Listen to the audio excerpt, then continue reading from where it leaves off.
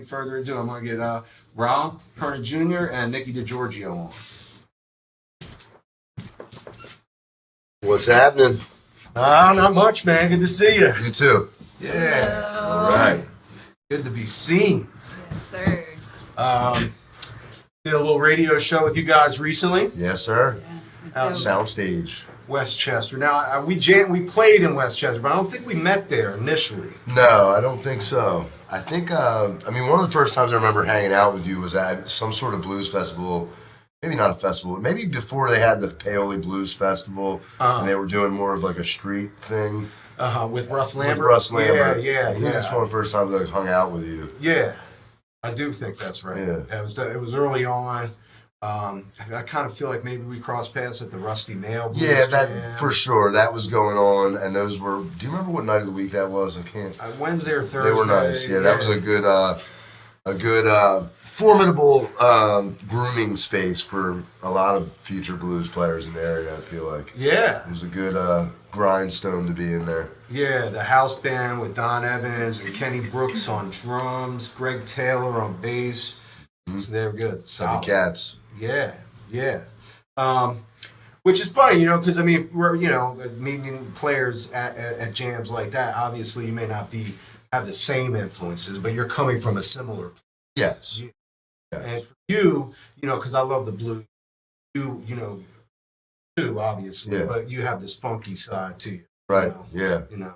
That's always kind of shown in your playing. Right on. Yeah. That was strongly fostered and encouraged during my time playing with Big Jack Johnson, actually. Okay. Prior to that, I had spent I would say almost like a 4 to 5 year period where blues pretty much overtook everything about what I was interested in and what I presented to the public musically. And then I just started to slowly get these funky influences coming in, and playing with Big Jack was no small part in that, because he would close his shows very often. Like a very common one that I remember doing with him was like a crazy slide guitar version of Sex Machine by James Brown. Oh. And we'd be doing an entire night of just straight blues where my only role once he hit the stage was and following whatever his head decided, because he didn't follow just a 12-bar pattern. Right, got that. It was typically 1-4-5 blues. Right. But it wasn't typical at all in the length of time each chord was allotted. So was it body language? You had to be on your toes, right. or you had to be listening to his voice. 'Cause Right. a lot of times it was based on where he felt like singing the next part. We all just had to be able to kind of follow that. I'm glad you brought that up, because I always heard about him, and he was kind of. Did he play mandolin too? He did. He also, if I'm not mistaken, I think his earliest years he was an upright bass player before he started the Jelly Roll Kings thing. Oh. And he, in fact, I think played with Elvis Presley on a few occasions on upright bass. Oh, wow. In the early days. Okay. It was wild. Big Jack, so I came to know him very well while I was playing with him as a sideman. And then, at some point, he came out and saw the new Kings of Rhythm, because, I had that going on the whole time. And I was taking everything I was learning from Big Jack and anybody else and kind of filtering it into what my aesthetic was with the New Kings and how I led the band and everything I've learned about presenting the show. And, at one point, Big Jack came out to see the New Kings, and it was at the old, it was 15 North, actually, in Westchester. Okay. And we were up there and called him up to sit in, and he wanted to play bass, which at that point, I had never heard him play bass. I'd only heard him play guitar, and I've played behind him on guitar several times. So you're like, huh? And he'd come up and play bass with us, and, killed it. It was, the funkiest, we did, a slow blues, but it was, the funkiest bass playing. You would never expect him to play bass the way he did. It was wild. Okay. It was super cool, but totally not how you would approach normally to play a 12-bar blues on the bass. So what was his tie to the area? He came from the South, didn't he? Yes, Clarksdale, Mississippi. But the guy that brought most of the heavy cats to the area to play blues was Chet Woodward.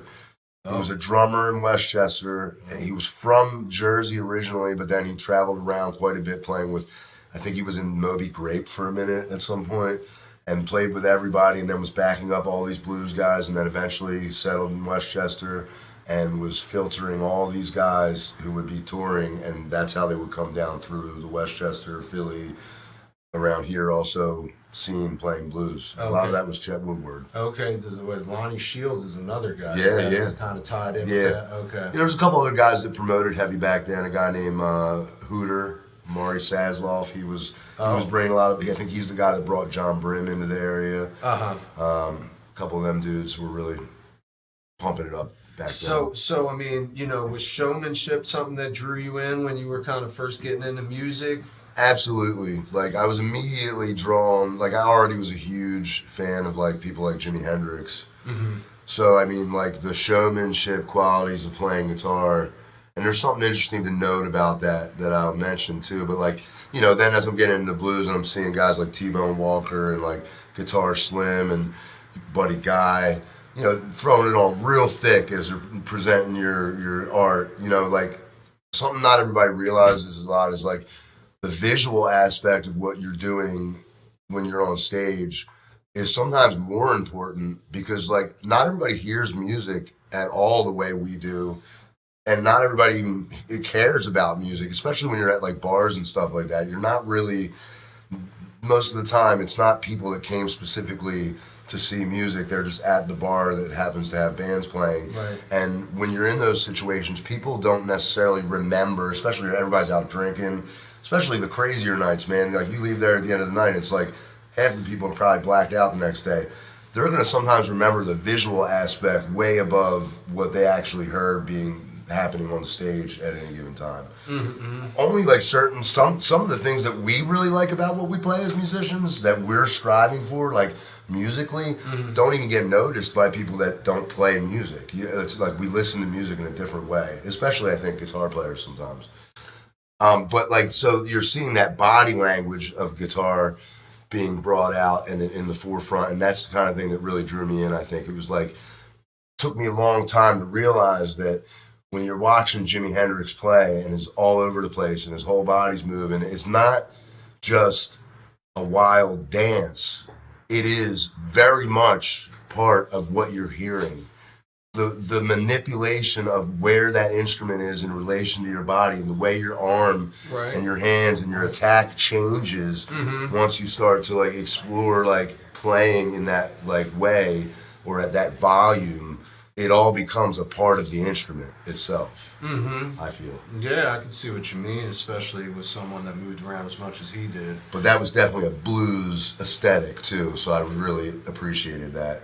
And also the whole, I saw guys getting in a costume, basically, before they would go on stage a lot of times in the blues scene. You guys show up and they got their nice blues uniform in the bag over here, right? And they go in and they, so I'm like, you started going to school like that, yeah, right? The respect, right? Like I know that it's like a respect thing. It's Right. like you're basically going to church when you're going to play the blues, Right. Right. But to me, it also was like I'm gonna be living that. If I'm going to the gig like that, and I'm gonna be playing 4 or 5 nights a week anyway, like I'm just gonna start living that life. So like I just started dressing that way all the time. And also for me, it was important because I didn't have a lot of, I didn't feel like I had a lot of a voice as a teenager until music was a part of my life. And so to also visually put that out there so that no matter where I went, everybody knew that my life was about the music and about the art. And like, I just wanted that to be like evident when I walk into a room, even without a guitar. I wanted people to kind of know and give respect to the art that way too, like in my daily life. Okay. That see you as an artist. Yeah. See you as somebody that, that's a extension of who you are. Yeah. And to also maybe help people sometimes realize, all it does take is like you make a choice and you put yourself out there. You don't have to like worry about the judgment behind what you're going to look like. Just an expression thing too. Like I just would like everybody to feel more comfortable expressing themselves. So I wanted to set an example that way through my music as well. Yeah, no, it is an expression. I mean, truth be told, a lot of my favorite music wasn't around this, the showmanship so much. It's like, Coltrane, for instance, was just, Right, he yeah, wasn't yeah. really doing much. No, of it. yeah. But I respect and appreciate it. And I'm sure JB, James Brown is a big one for you. Oh, yeah. Well, then, and that's part of what made the funk thing also rolling. If I'm already living that kind of life, a loud life, per se, and then I get attracted to something like James Brown and Parliament Funkadelic, and that opens the floodgate. And it wasn't like I was talking about Big Jack. He's the one who told me, literally, because I was struggling. I had like some of the blues men in my life, kind of like, oh, kid, why don't you all you should do is play the blues. Don't worry about this other stuff. Just play the blues, play the blues. I'm like, yeah, man, I feel this music, And Big Jack was like, I was talking to him one-on-one about it one time, and he's like in his curlers between sets, He would like be rocking curlers, and he had big old process hair still. And, he's like, kid, you got to play what you feel. And everybody else can just get in line or not. He's just telling it like it is. But I'm like 16 hearing this, you know what I mean? And it was like big. It really did open the gates for me to just kind of do my own thing and just never look back. Right. You run into a lot of blues purists too that'll tell you it's got to be played like this. Right. I know I did. yeah. It's a thing. It's a real thing. So it makes the scene sometimes unattractive. Right. Yeah. Any purists can do that to any given musical style at any point. It sucks the fun out. None of the music that we all love and have been listening to would have made it to our ears if people didn't shift and change and strive and compete with each other within that realm to find new sounds and new layers. Right, yeah, for sure, 100%. So was guitar the first instrument for you, Rob? Yes, guitar was definitely the first instrument. In third grade, I decided I wanted to play guitar, and my parents wholeheartedly full sent it. They bought me an electric guitar and a little amp, and got me lessons, and I went and started taking lessons, and I think within 3 to 6 months, felt like forever, but it was not really that long. I started to hate the guitar. Oh. My first teacher was just not fostering any kind of connection or even trying. Now, when I look back at it, it's really a shame because it really was his responsibility, not mine as a third grader. It's his responsibility to find a way to connect with me and make me want to have fun playing the guitar. And it didn't seem like he was interested in doing that at all. Okay. When I was I came in the door already liking music and it being into a mix between what my parents listened to, like Steely Dan, Talking Heads, also Jimi Hendrix, David Bowie. Then I'm also really into the Dead Kennedys and Suicidal Tendencies and stuff like that, early punk. Red Hot Chili Peppers, always a major fan. And a lot of rap. But, I come in the door with that kind of influence, and he starts immediately trying to teach me, within probably within a month period of taking lessons, the solo from Sweet Child of Mine. And I'm like, bro, I don't even, I'm sitting there, staring at this guy, what about me screams hair metal? This is not something I'm going to connect with. I don't even understand why he didn't just take it to the absolute basics and do, he just seemed like he wanted to show off. It was weird. Right. It turned me off to the whole thing, and then I was wanted to quit, but I was embarrassed. I thought my parents would be mad at me, I wasted their time, so I didn't say anything. But I used to put the guitar so far out of tune that it would take half the lesson to tune the guitar. And eventually, I'm like, Dad, I just don't want to do it. And he's like, dude, you should have just told us that from the rip. It's fine. You don't have to play. Nobody's, it's right. whatever. Right. And no big deal. So I put it in the closet, and then 7th grade, so 4 years down the line, me and a group of friends were talking about starting a band, and I was like, well, I have a guitar in my closet, so I guess I'll play guitar. Mm-hmm. And I went home, and I pulled it out of the closet and started to play it, and I remember very specifically at that moment realizing right then and there that I was going to be doing that forever. Okay. And it was not something that I had very much fun with in the initial foray. But as soon as I picked it up, I guess maybe whatever little bit I had retained so that it wasn't hard, like it wasn't a struggle to make noise with it, you know what I mean? Like the fingers worked. I knew the general principle of playing guitar. Mm-hmm. And just that was enough to, when I put my hand on that fretboard and strum them strings a couple times, just like knew then that I'd be doing it forever. And then started a band pretty much immediately. Mm-hmm. For me, I think that was the most important part of my personal development, was the fact that from the rip, it's been with the goal of being in a band, arranging music, and developing a show. I mean, that's been from day one something I was into. Mm-hmm. Playing solo didn't come to me till way later. Right, yeah, I always knew you as, New Kings of Rhythm. Yeah. Did you have bands before that? I had a band called Teddy Bear Picnic right before that, for like a year before. Grateful Dead tribute. That band, like nobody sang in that band, and like it was like really like a weirdly like super energetic like Chili Peppers type instrumental funk band. Okay. And like then I started to want to sing, and then like that band kind of fell apart, and then I started the New Kings of Rhythm to beat that band in the Battle of the Bands. And we did, and then the rest is history with That's the New funny. Kings. Okay. It was like a battle band from the rip, like starting that up.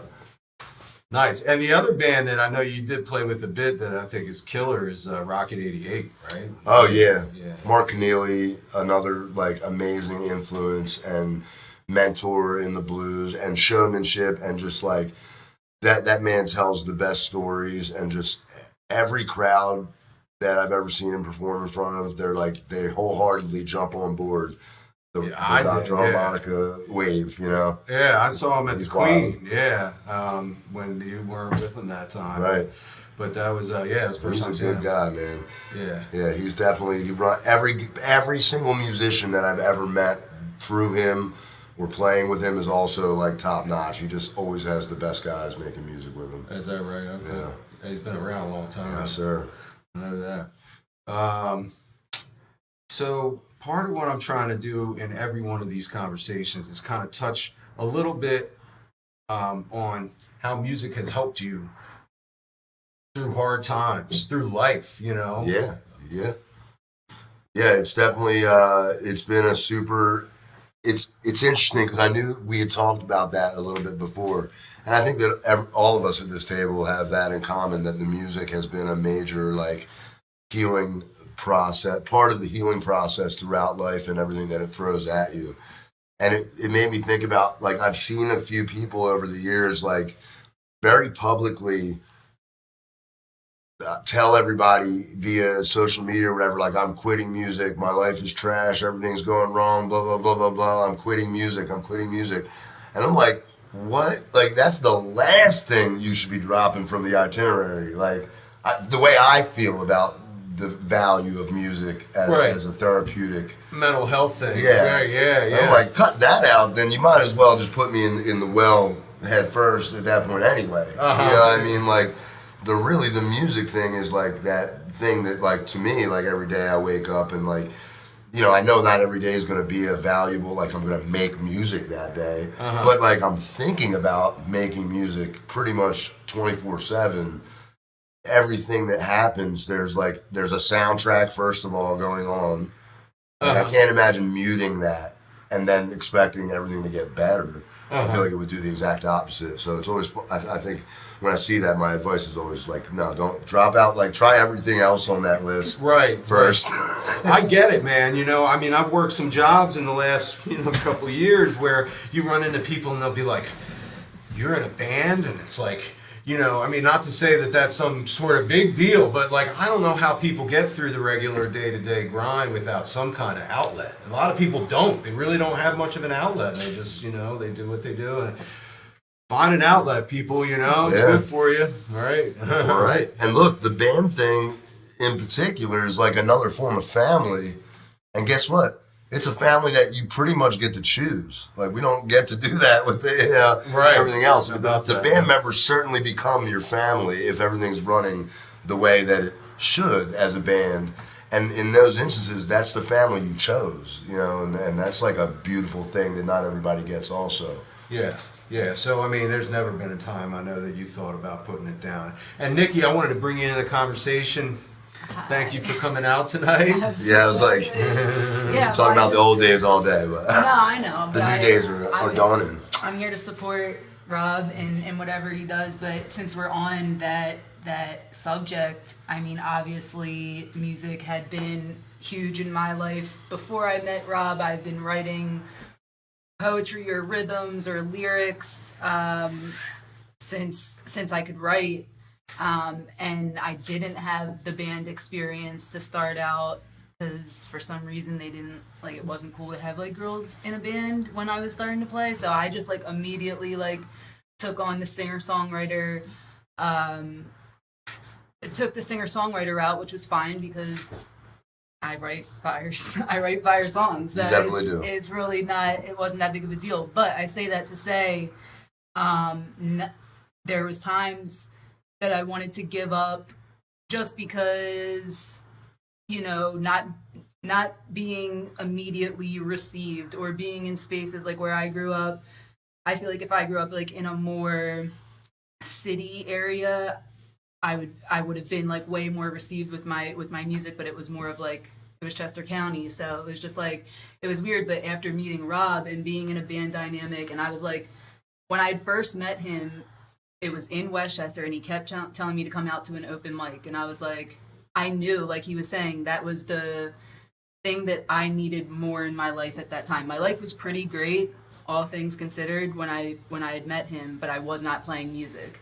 And it definitely, you're like denying a part of your soul when that's happening. And I was like, no, I can't do it. And having someone who's fostering a safe environment for you to express yourself made the difference, because I mean, I used to get like sick before I went on stage, like, and now I'm just like totally comfortable being up there. But it has been, and I can't imagine, I mean, our project literally started, you want to talk about a healing modality, it was in COVID that we started. But not even that, my best friend had died a week before COVID, and we were both grieving that, and then COVID hit, and it was literally, we like watched a Beatles documentary, I was crying, and I was like, oh, she would have loved it. And I was just like so inspired after watching the Rooftop documentary, and we immediately started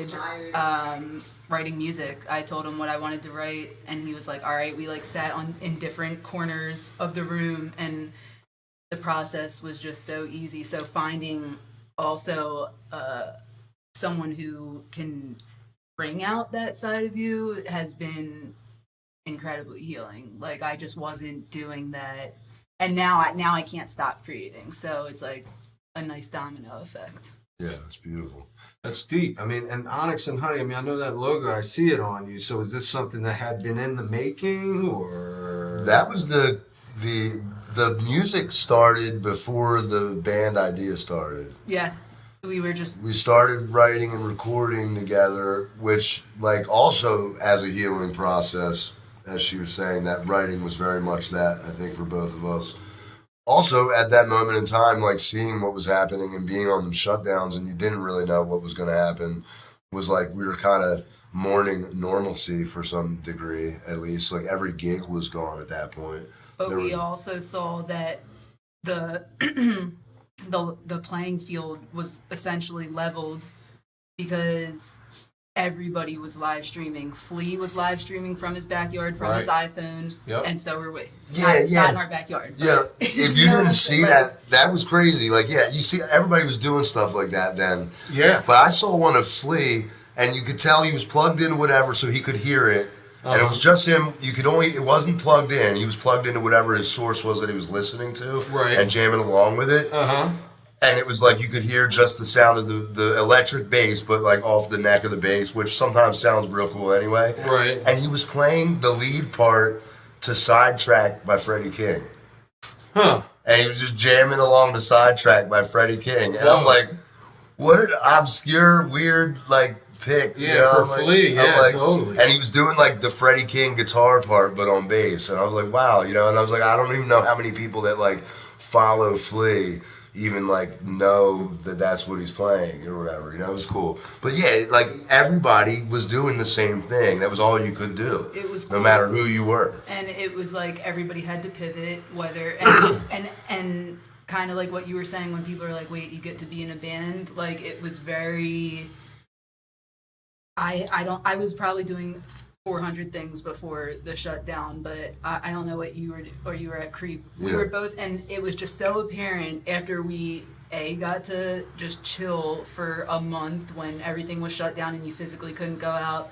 But then like once my body caught up and I'm like having fun just waking up and painting and then going over and picking up my guitar and like doing things that actually feed my soul, and it became very apparent that I was like, this grind that I thought was like so essential to my life because I like cash in hand, like this, like it was killing a blessing me. that it was kind of giving you a break. Right. And I was just like, all right, and that's, to answer your question, like, and that's kind of when we shifted. I mean, I can't speak for Rob, but from what I gather, like, you have been pursuing music to the extent that you want and forever, all the time, but and I had never done it to that extent, but I think both of us had never said, like, after we wrote the first song, I think You Get Me was the first song, and we saw it and we heard it and we felt that we were like, let's full send this. And I've never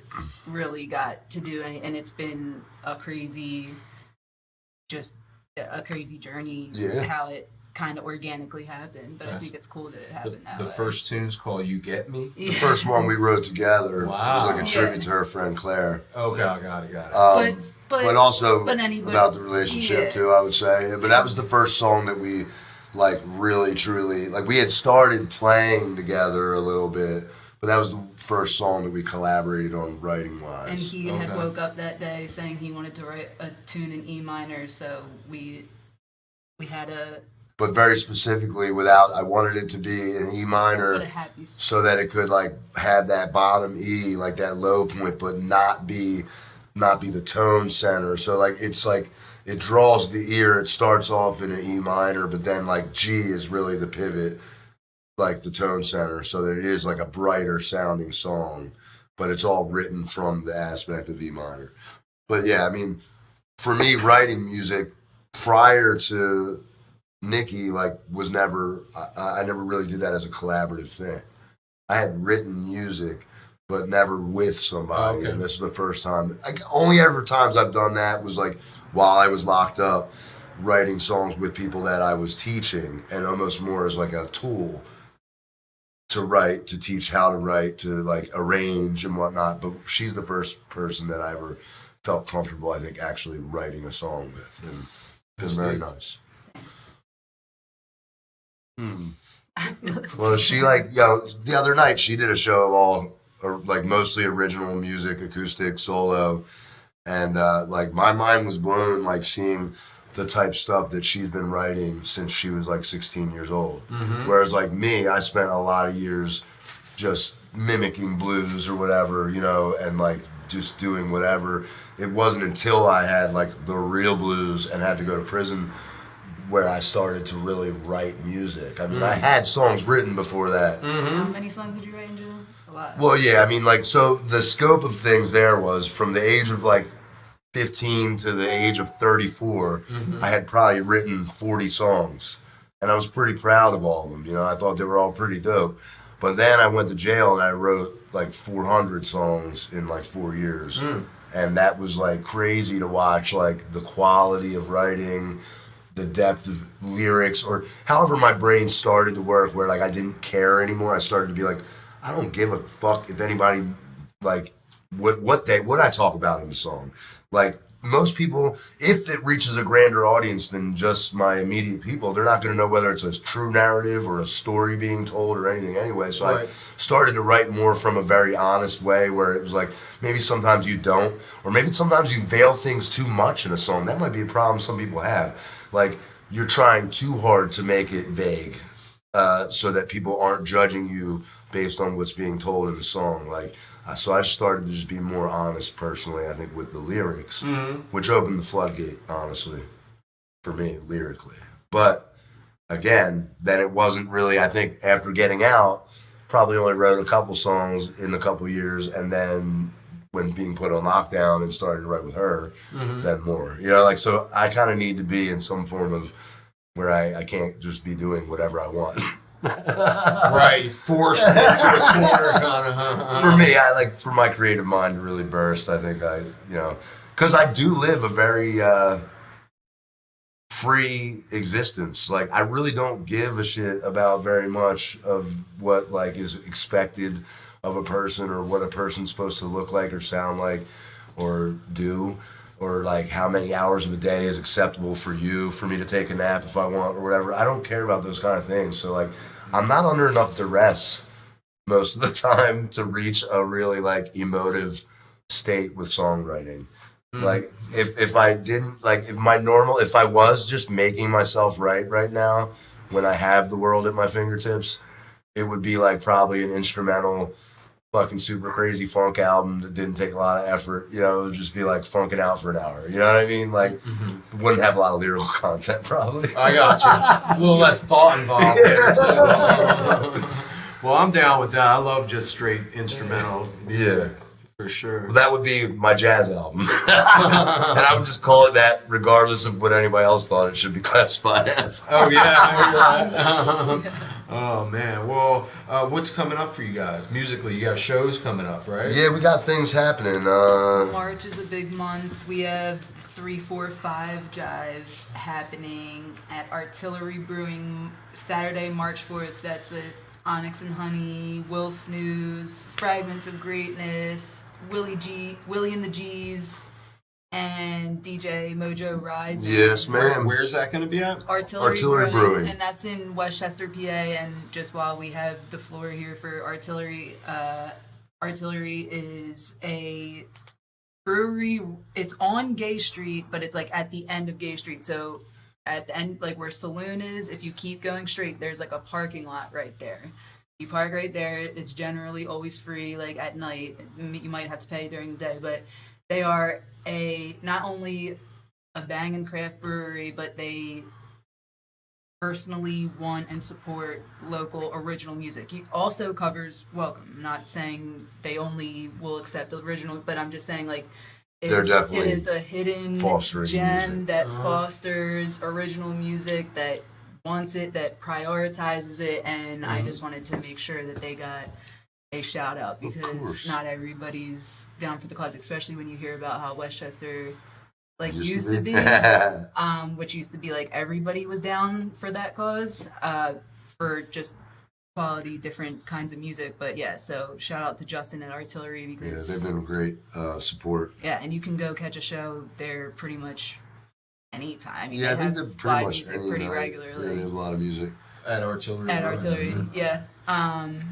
Full bands, acoustic. I mean, check it out. I think they have their stuff on their website and stuff. But we usually do like really cool like pop-up collabs, like sometimes, like when it's nicer out, when we do events there, like we'll have like a Halloween in June event there, and there'll be like food truck, and we have a really cool crew of people. Like a haunted house, only warmer. Yeah, exactly. So we got lots of cool stuff, and they let us do takeovers like that. So definitely stay tuned for that. And then right after that, on a Tuesday, March 7th, we're having our second annual songwriting workshop called Finding Your Groove. And it's pretty much just a big songwriting circle where we all share tips and wisdom and different tools, or we might do like different exercises or holistic approaches, whether that's meditation or just setting intentions and just kind of getting together in community. It's a free workshop. It's hosted at Align Space. And the goal, you might not write a song, maybe you will, hopefully you will, I think you will, but the goal for that workshop that we do is to get inspired and there was people there who don't even play music who came just who wanted to see what it was about, and It they was were pretty cool like, the first one. I'm definitely looking forward to yeah, that. it was overflowing with creativity, and everybody was just vibing off of each other. So we have something cool planned for that too. So definitely, if you're just looking to network, everything that we do is always going to be like a networking event too. We want you to meet the people who are out here trying to do the same thing. No, I that noticed you're you trying guys to- try and bring the community, foster a community, and be tied Certainly. to that for sure. I've definitely noticed that. It's better for everyone. Get a flow going. It's better for the people. They don't get too fatigued. There's a lot of choices. You know, you got to keep the things flowing, man. Keep everybody energized. Share that. There's a lot of talent out there, no doubt. Also, we have March 17th at the Moose with New Kings full Okay. band for our St. St. Patty's celebration. Nice. It's good. We love that gig. We love that gig. That's always been a big one for New Kings. Yeah, I've heard about that venue. That's Yeah. awesome. So the Moose is another spot where we can they're very cool. They do not ever care music style or anything. They'll give everybody a chance in there and very supportive of the music and kind of let us hold the reins when we do events there. And that's where we do the look around as well. Yeah. So any artists you guys are listening to these days have been piquing your interest? I mean, we went and saw Charlie Crockett, and that was an amazing show. I've definitely been digging his stuff.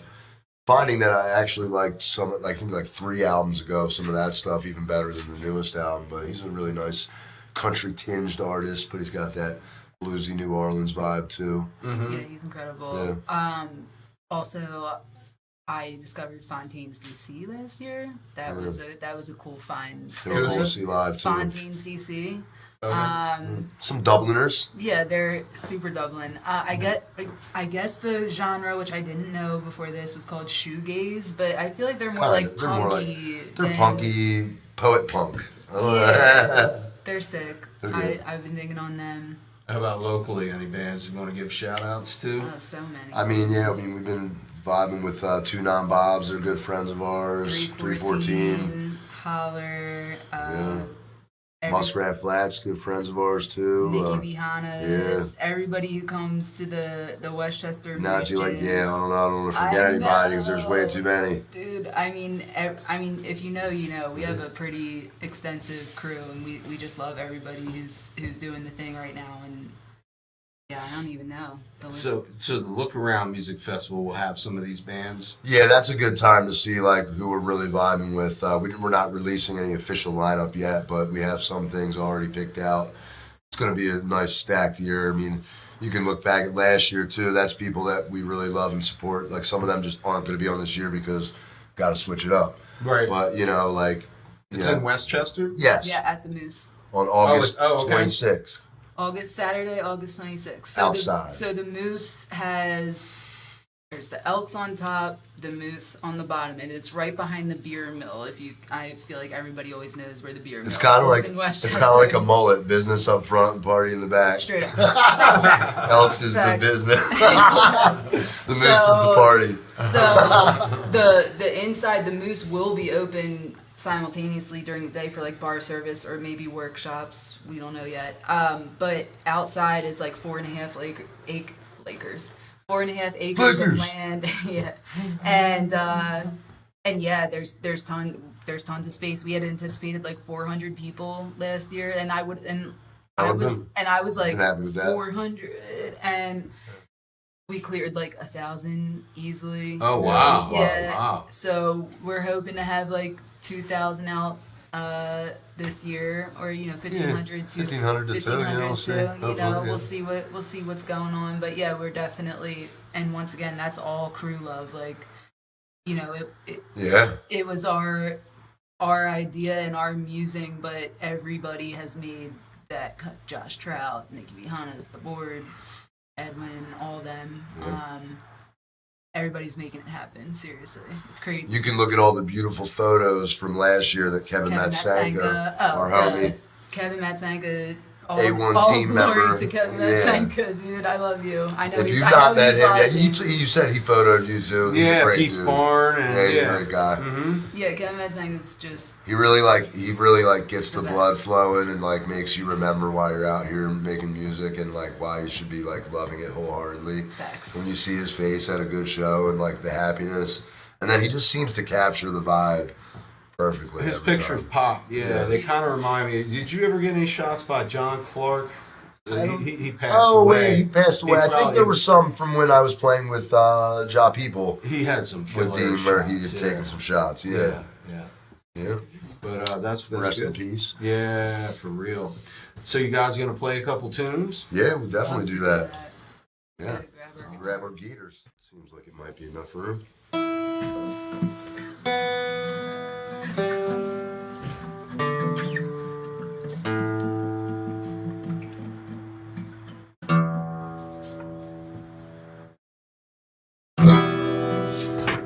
You want to do Build a Bridge? Yeah. Cool. We'll do an original song that's going to be featured on our next Onyx Honey album. We'll think called Build a Bridge, which is one of the ones that I started writing while I was locked up and brought it to the table with the band, and everybody had good contributions. It's going to be a nice one to throw on there. Let me see it. Hold on. I think I'm good. 1, 2, 3, 4.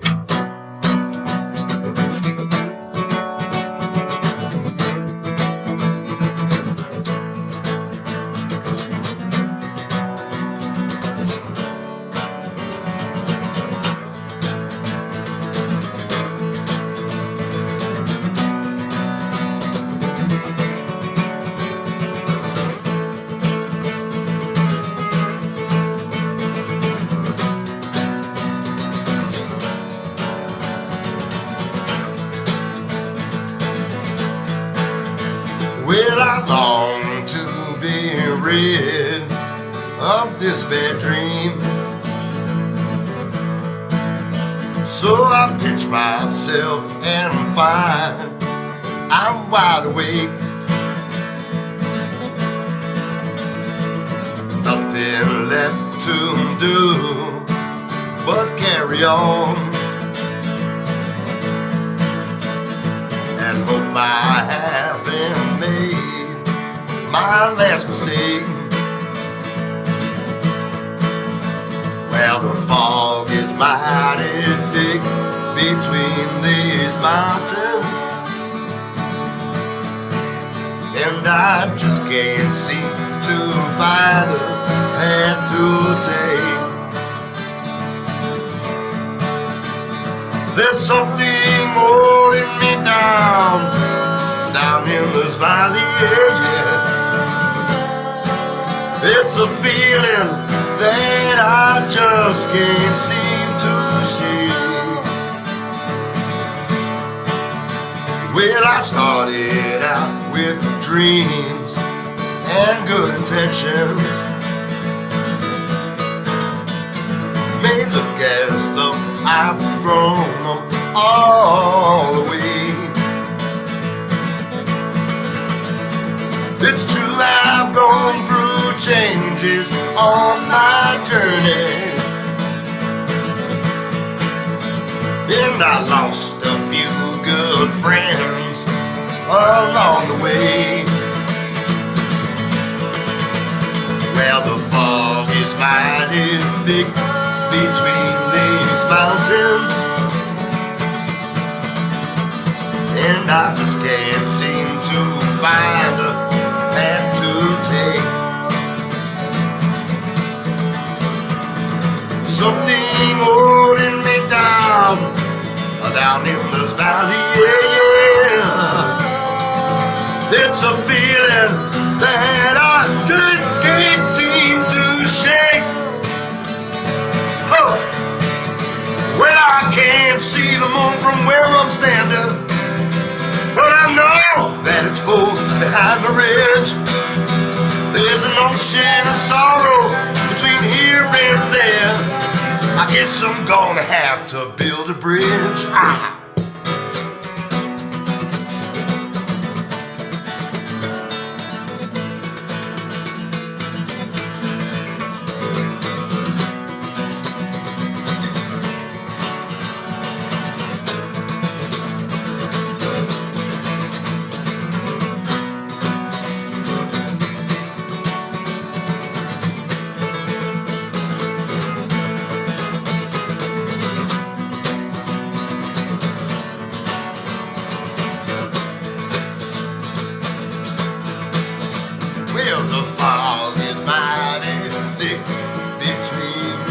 mountain, and I just can't seem to find a path to take. There's something holding me down in this valley, yeah. There's a feeling that I just can't seem to shake. Well, I can't see the moon from where I'm standing, but I know that it's full behind the red. There's an ocean of sorrow between here and there. I guess I'm gonna have to build a bridge. Yeah. Build a bridge. All right. Thank you. Very nice. Yeah, I'm looking forward to the band arrangement on that. You said that one started. Yeah, that was written while I was in jail for the most part. Yeah, almost 5 years. 4 years and 7 months upstate at Cole Township, where I was lucky enough to be able to have this. So this actual guitar was my my jail piece. My mother, Mare, passed away while I was in there, and I quickly put the tribute on the guitar. Her spirit definitely goes with me wherever I go with this thing. So here right now. Yeah, I already got a lot of Yeah, you know, I mean, like, they're like a $500 model that Martin makes. You're not allowed to spend more than that in prison. There's a cap on what you're allowed to buy your guitar for. My great friend Chris Mush T he sent me the money to purchase the guitar while I was locked up, and so I got that and was squared away. Like, for me, that investment on an acoustic guitar also was something I never would have even spent $200 on an acoustic guitar before I went away. It was not a part of my view to end up playing acoustic guitar. Now I love it equally. Okay. As a different form of expression, but it also is, I guess when you're doing the singer-songwriter thing, it becomes more, I don't know, the acoustic becomes more part of your soul. I remember, I think we were doing a jam at Victory. Yeah, that was like, I did that. And I you were really saying to love me, it. you were like, it's not, I kind of do the same thing or something like. I play it the exact same way. I think like now I play electric guitar a little differently from the influence of playing this for 4 years straight. But versus like doing anything, like I play this pretty much how I play electric, but some of what I've learned playing acoustic has now gone over. Because I like, on an acoustic, you have to play in a slightly different way to make your solo stand out against yourself as a rhythm or whatever. It's a different form of soloing, or if you're trying to go off of the strumming. So you have to play in a more percussive way or something. Yeah, you're not relying on it. But you don't use a lot of effects when you're playing electric either. Some reverb. Yeah, I usually just try to, for me, like, ideal is straight into a Fender amp with a little reverb, which I'll variably crank throughout. Some stuff I want that real heavy surf reverb. That's about as goofy as I ever get. Sometimes if I'm feeling real wacky, I'll throw the tremolo on a little bit. But, Magic Slim. Yeah. Get that kind of sound. Yeah. I love a good wah. It's just that I've had so many gigs where like my wah-wah pedal just didn't work when I went to use it, and I ended up kicking it to fuck, Right. It becomes like more of a hassle to plug into stuff than to plug in and go. Yep. Cool. What you got? Another one? What you want to do, baby? Got anything in mind? Yeah, let's do that. We were talking about you getting me. We might as well do that. That'd be good.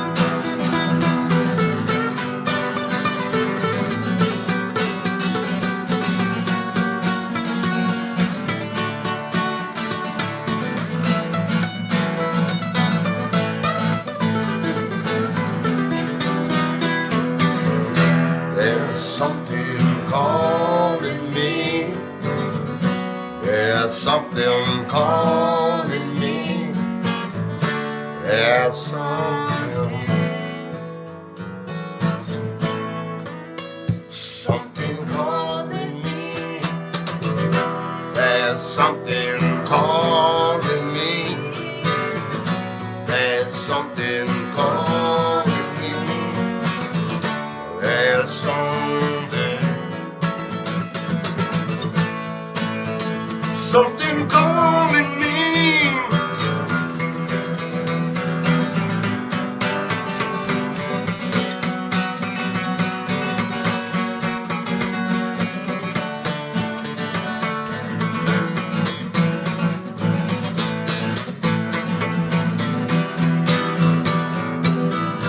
There's something calling me.